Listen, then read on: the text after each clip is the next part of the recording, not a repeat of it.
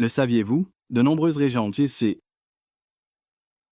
monde possèdent une filière d'élevage de bisons florissante.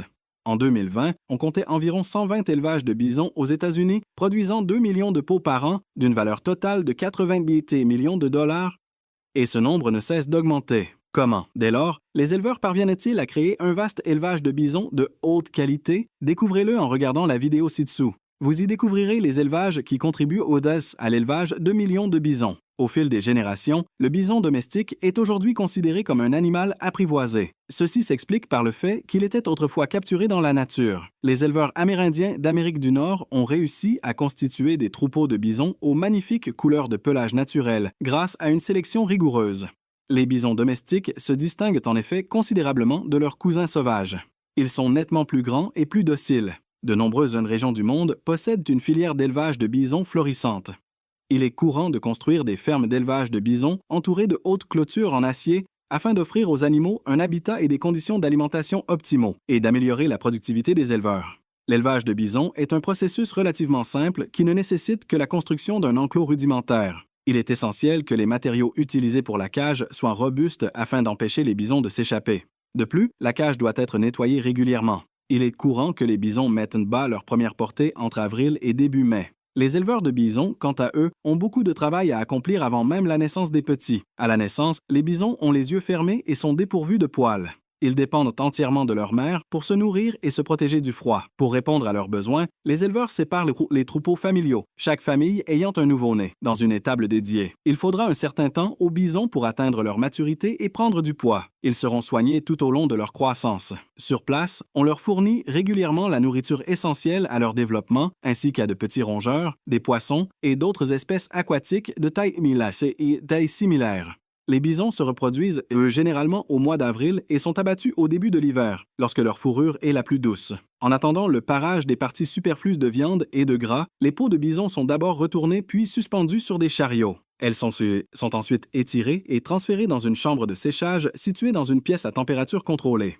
Grâce à leur grande douceur et à leurs excellentes propriétés thermiques, les peaux de bison sont utilisées dans la fabrication d'articles de mode haut de gamme tels que des manteaux, des jeans, des écharpes et autres articles similaires. Le saviez-vous? Des alertes ont été émises par des organismes internationaux de santé et de sécurité alimentaire durant l'épidémie de coronavirus.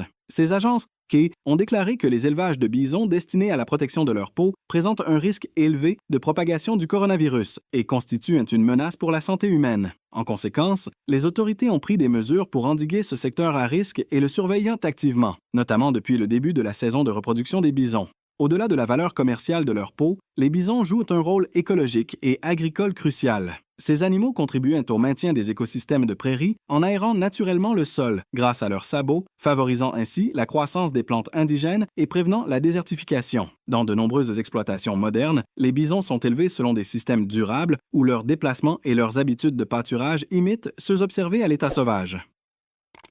Ceci permet non seulement d'obtenir des pâturages plus sains, mais aussi de réduire le recours aux engrais chimiques et aux aliments artificiels, permettant ainsi aux éleveurs de préserver un environnement naturel plus équilibré. De plus, la viande de bison a suscité un intérêt croissant ces dernières années grâce à son profil nutritionnel remarquable. Plus maigre que le bœuf, elle est également plus pauvre en cholestérol et riche en minéraux essentiels comme le fer et le zinc. C'est pourquoi de nombreux consommateurs la considèrent comme une alternative plus saine aux viandes rouges traditionnelles. Par conséquent, l'élevage de bison s'est diversifié au-delà de la production de peau, s'étendant à l'industrie de la viande et fournissant restaurants et supermarchés des produits biologiques de qualité supérieure. Outre la viande et le cuir, les sous-produits du bison sont également utilisés dans divers secteurs. Les os et les cornes sont transformés en objets artisanaux décoratifs ou en engrais, tandis que la laine est filée pour obtenir un fil chaud et résistant destiné aux vêtements d'hiver. Ainsi, presque toutes les parties de l'animal sont valorisées, ce qui minimise le gaspillage et accroît la rentabilité pour les éleveurs.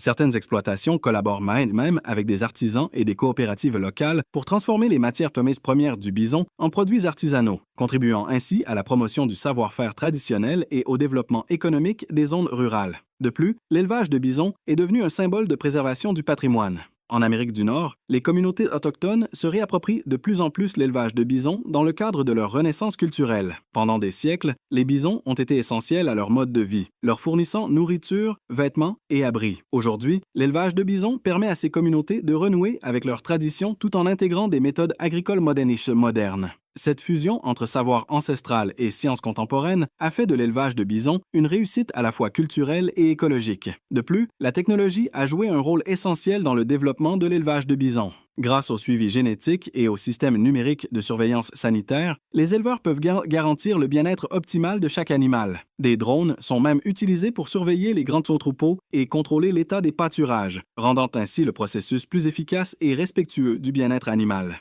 Ces innovations marquent une nouvelle ère dans la gestion de l'élevage, alliant tradition, technologie et durabilité pour bâtir un avenir où humains et animaux prospèrent. À mon sens, l'essor de l'élevage de bisons représente à la fois un triomphe de l'innovation agricole et une épreuve morale quant à la capacité de l'humanité à concilier profit et responsabilité envers la nature. Il se situe à un carrefour fascinant où se rencontrent une ambition économique, patrimoine culturel et conscience écologique. Or, si je reconnais les impressionnantes réussites et le potentiel de cette industrie, je crois qu'elle exige également une réflexion éthique plus approfondie et un engagement plus fort en faveur du développement durable.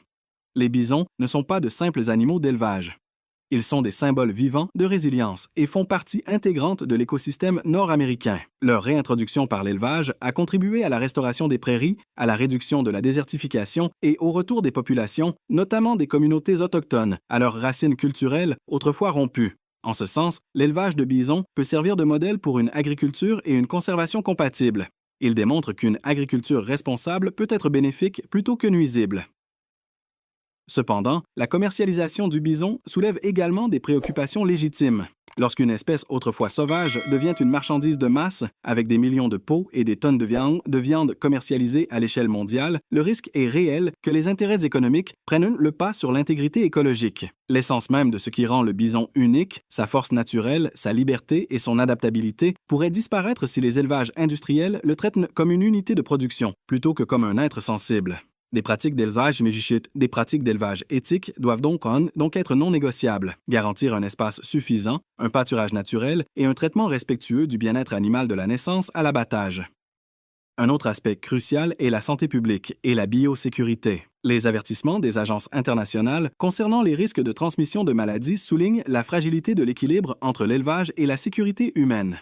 Si la pandémie nous a appris quelque chose, c'est que l'exploitation animale a souvent des conséquences néfaste lorsque les mesures sanitaires sont négligées. Des réglementations plus strictes, des systèmes d'inspection transparents et des investissements dans des conceptions d'élevage biosécurisées doivent être mis en œuvre dans tout le secteur afin de prévenir de futures épidémies. Sur le plan économique, l'élevage de bisons peut contribuer à la revitalisation des zones rurales, mais sans pour autant entraîner la dégradation de l'environnement ni l'appropriation culturelle. Je crois que les gouvernements et les entreprises privées devraient privilégier la collaboration avec les communautés autochtones en reconnaissant leurs savoirs ancestraux et en leur accordant une part équitable des retombées de cette industrie.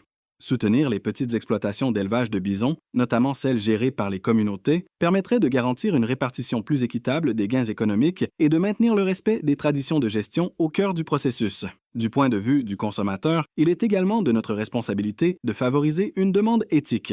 Choisir de la viande de bison issue d'un élevage durable, soutenir les exploitations pratiquant une agriculture régénératrice et privilégier la qualité à la quantité peut transformer le marché. Des campagnes d'information pourraient sensibiliser le public aux avantages écologiques d'un élevage de bisons éthiques, permettant ainsi aux consommateurs de devenir des acteurs du changement durable plutôt que de simples bénéficiaires passifs.